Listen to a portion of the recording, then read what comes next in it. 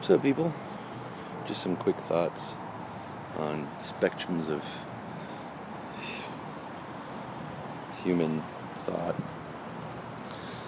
On one hand, you have, say, maybe madness and logic and spirituality and science. And it's funny how you could talk to a madman or perhaps one of the symptoms of paranoid schizophrenia is that everything is all connected.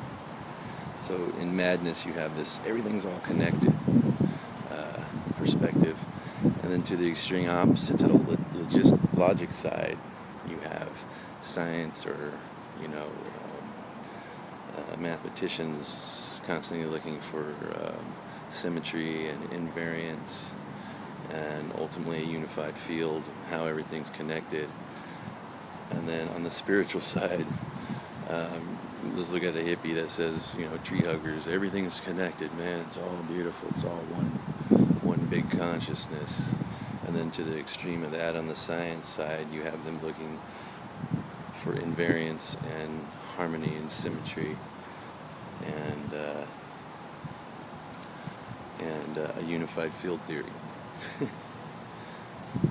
It's just a trippy way to look at everything. It's like these guys over here, these scientists, are doing everything in their power to prove those tree huggers right. Cracks me up, man. It's just weird. Maybe it's all that left brain and right brain thinking, but maybe I'm oversimplifying everything. What is harmony? What is harmony? Well, when it comes to music, what harmony is basically,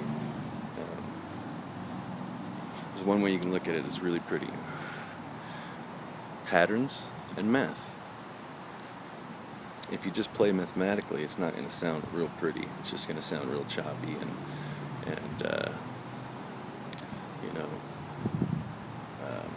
broken down into numbers. But as soon as you add patterns in that repeat themselves and flow, then you start to create harmony. So you have this patterns or paternal forces or fatherly forces, and you have the mathematical or the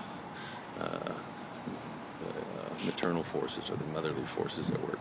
When you put those two things together and you find symmetry and invariance and those things, you start to have harmony. Same thing in architecture. Same thing in music. And I think when you get down into like the astrology side, when they talk about our birth signs and who you're compatible with and stuff like that, and all the different signs, where you have 12 signs, you have 12 chromatic notes. And if you just think of it in terms of music, you might be able to find, maybe that's where it all started from, was literally, like, okay, let me give you an example. If you just take any tonic and you count up your partners, month away from you, let's say they're 6 months away, you're going to have a perfect fourth, which is harmonious.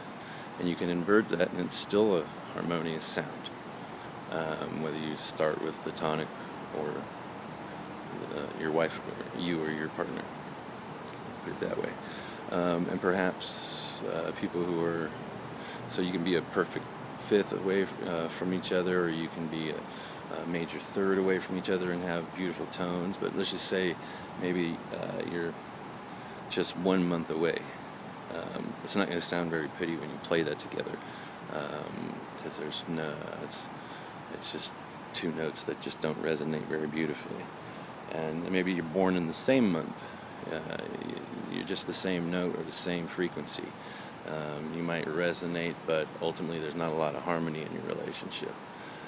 I think perhaps all of that, I made a video about that stuff. What the hell did I call it? Something dissolution. I can't remember it, but I was kind of touching on the subject. But I think maybe when you look at it like that, maybe that's what the root of all of that sign matching is. What's your sign? Are we going to be harmonious together? All that kind of stuff. If you play it out on in this terms of music, then you can actually hear it. And I've done it for people. Hey, what's your sign, man? What's you and your wife's sign? And I'll play, and me and my wife are a perfect fourth. And everyone's, it's the weirdest thing. Couples, I'll play their signs together, and if they're not, harmonious tones, they wind up breaking up.